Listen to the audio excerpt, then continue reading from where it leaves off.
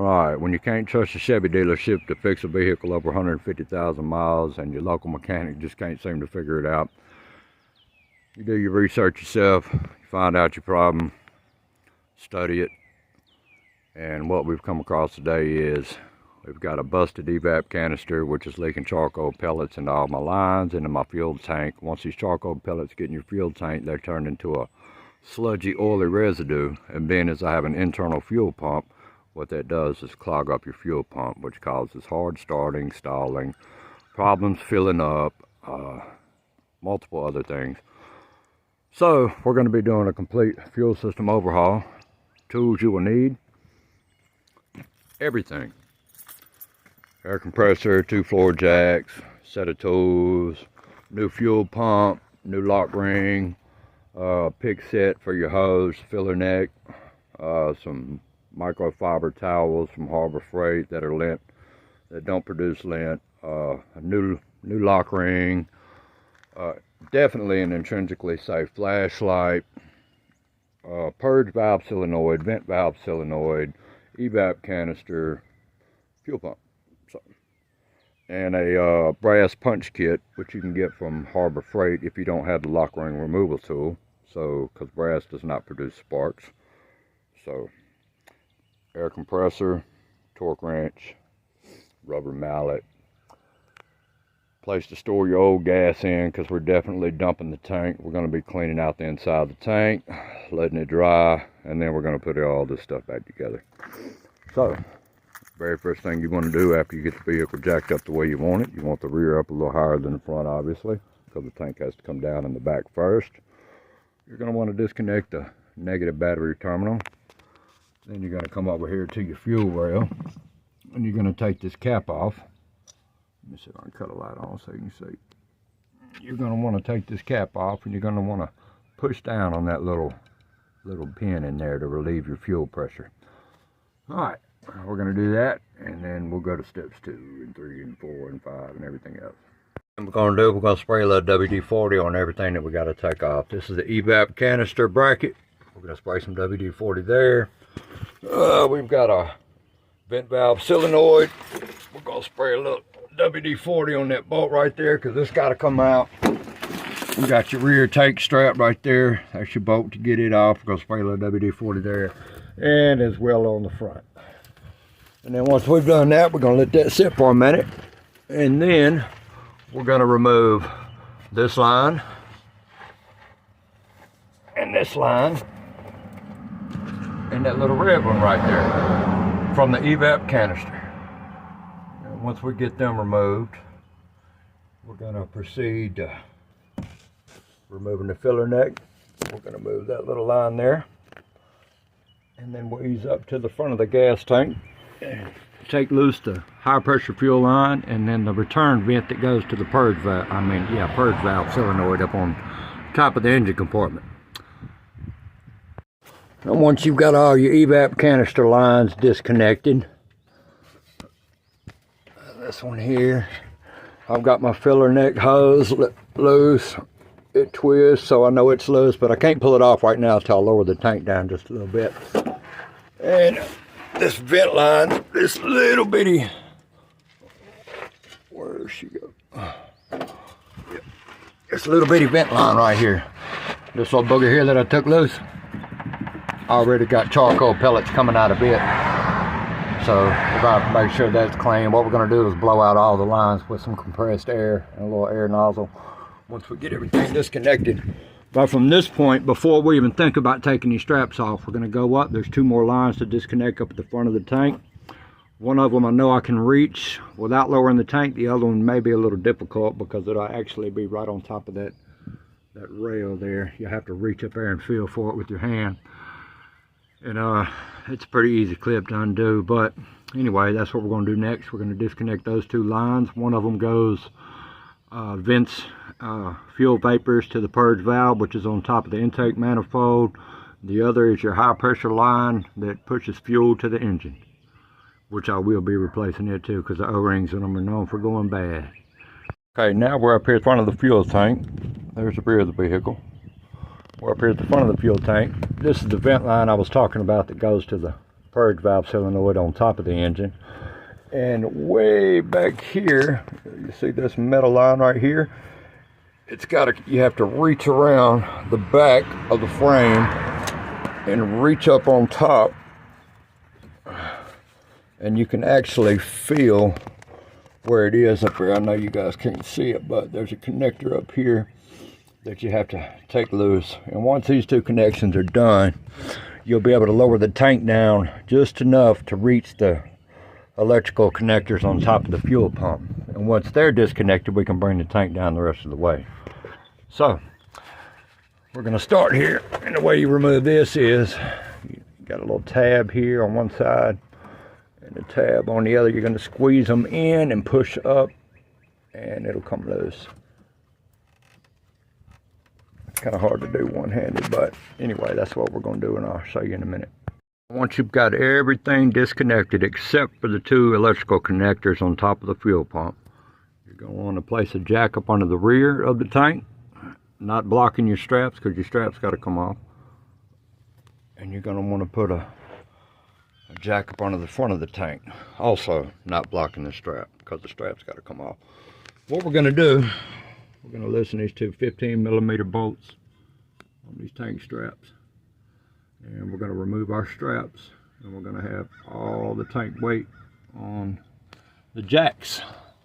And we're going to lower it down about 2 or 3 inches until the front of the tank lands on this cross member here.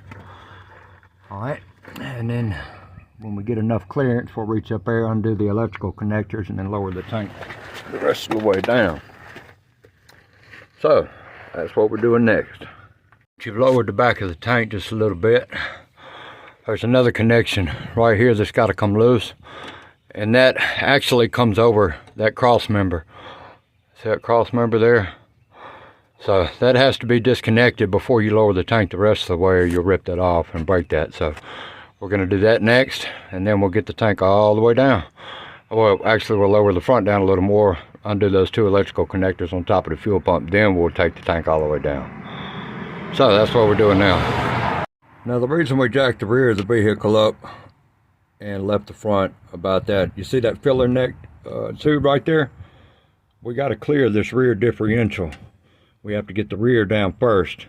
And being as the front is sitting on the cross member, it'll have to walk back about 3 inches before we can get the front the rest of the way down. But we've got the electrical connectors on top of the tank disconnected. And so everything's ready to come down.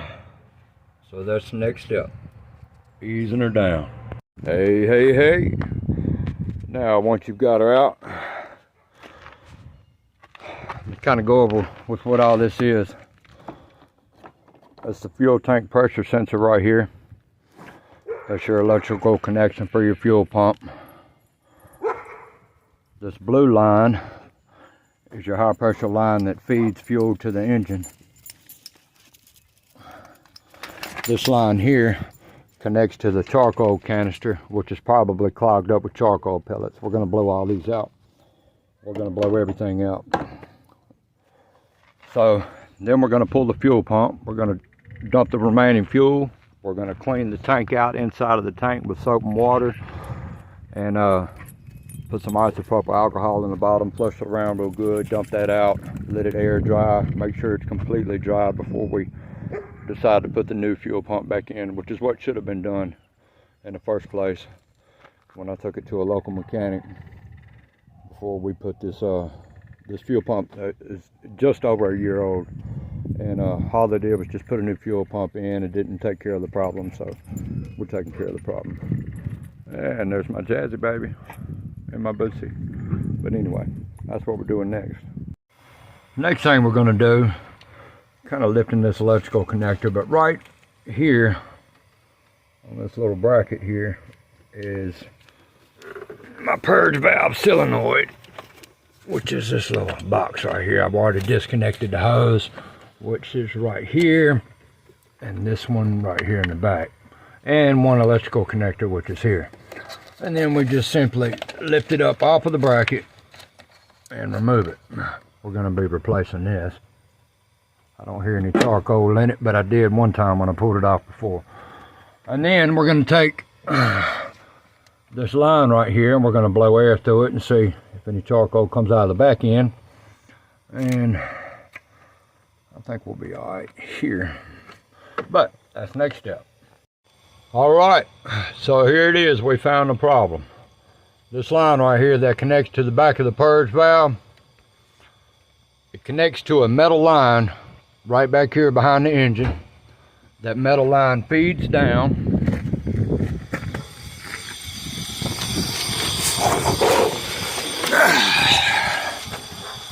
And let's see.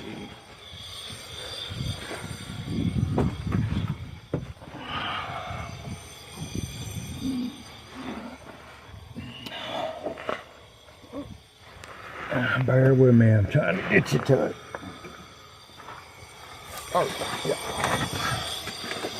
Right here, this inside line right here, this corrugated part with this tight bend, I'm assuming that's where my clog is because I can't get any airflow through there whatsoever.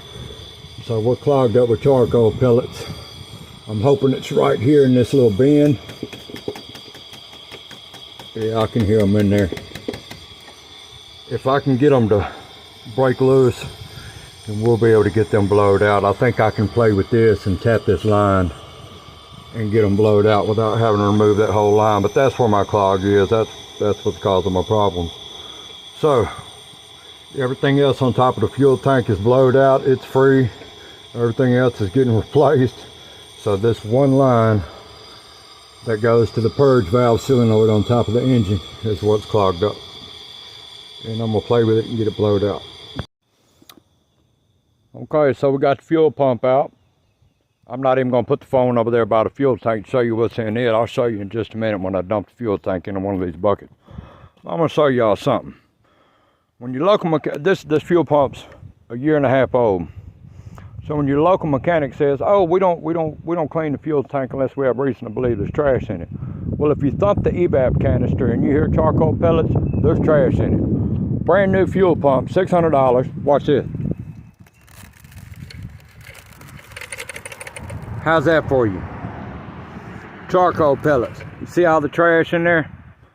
See all that? You see that little screen over there on the side? Slap full of trash. That's what happens when you don't clean your fuel tank and you put a new fuel pump in. Your fuel pump gets burnt. Now we're going to dump the tank, all the fuel into this bucket, and I'm going to show you the rest of the garbage. It's way worse inside the tank. That's the next step. Clean the tank. Alright, so we just got through turning this gas tank upside down to see what might be in it. Look at there. Look at the amount of charcoal pellets that was in there. It clogged up my fuel pump. So that's what's going on. That's why there's still some left in the tank, but I'm about to flush all that out with soap and water. But that's the problem. That's what happens when your charcoal canister breaks down and your local mechanic don't want to flush your tank before he puts a new fuel pump in. Alright, we got all the lock ring area cleaned out. We got the tank cleaned out. As you can see, super clean, super clean, super clean.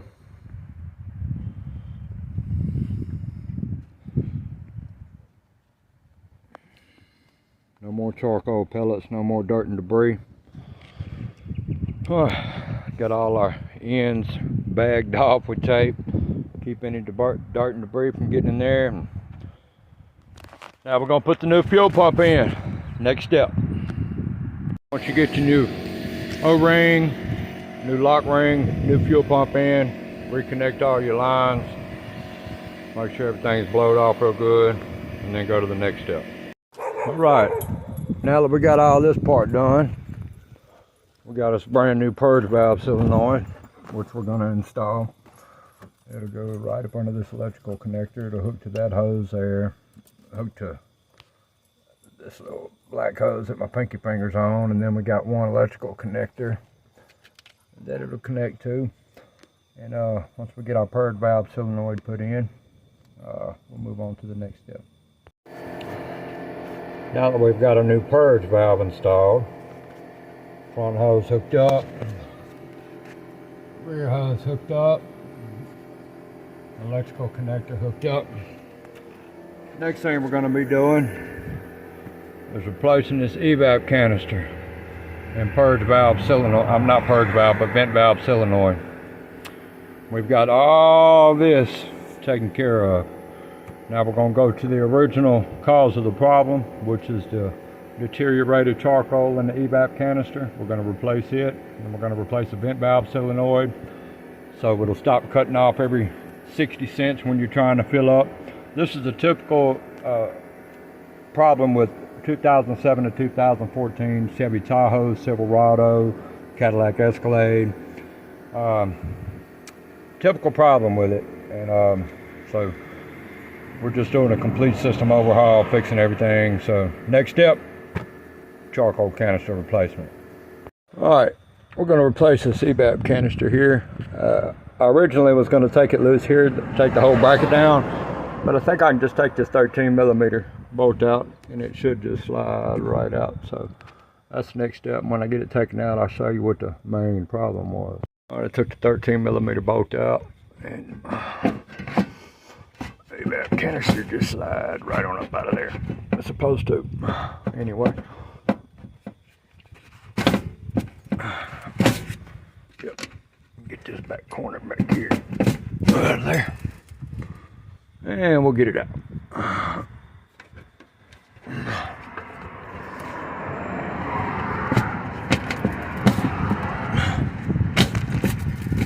Charcoal just falling all in my face. Now, let me get out here in the light so I can show you what causes all this problem. First of all, to be able to tell if your charcoal canister is bad, all you gotta do is bump the side of it. You hear that? That's a bad charcoal canister. Sounds like sand. See it falling out.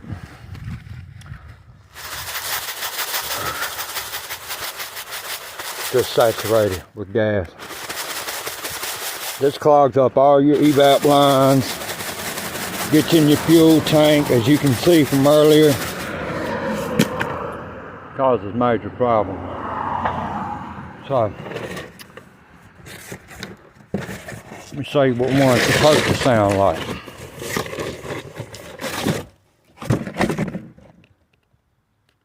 You hear that? Nothing. You hear nothing. That's what it's supposed to sound like. So, coming in with a new charcoal canister. Alright, we got our new evap canister in place. Next step, follow this hose here. That's going to take you to your vent valve solenoid. We're going to be removing that. It's got a corrugated line that goes. Get over here so I can show you. Alright, vent valve solenoid right here. It's got a corrugated line up on top, and if you follow it, it goes way over here, way up to where your fuel neck is, and it's just zip tied up there. It's just a vent up there. So we're gonna undo all those zip ties. We're gonna disconnect this bolt, but we have to reach it up top. Should be a 15mm, and we'll be able to remove this. It's got an electrical connector here on the side, right here. You got the bolt up there. Electrical connector. We're going to fish this line out, and we're going to fish this corrugated line down, and we're going to replace that. Next step. Now we've got our vent valve solenoid back in place. We've got our electrical connector attached. We've got our hose ran across the cross member there, connected to the evap canister, and we've got our corrugated hose run all the way over here, and it goes up here and connects up here by the fuel cap. Just zip ties together. Actually comes with the zip ties. But anyway, vent valve solenoid's in place.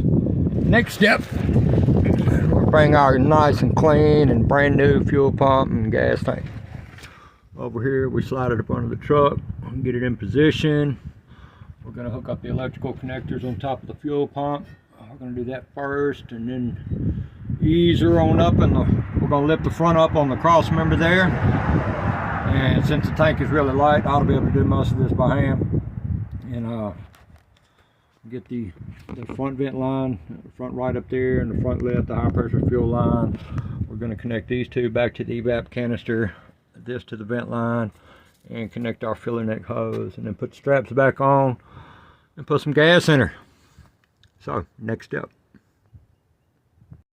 Well, once you get everything hooked back up, you got your front fuel lines on, your gas tank up, your straps back on, put some gas on her, let her roll. Gonna do that here in just a second. Next step. All right, we got her off the jack stands, off the ramp, and we're about to crank her up for the first time. So let's go see what happens. Yes, we put gas in her.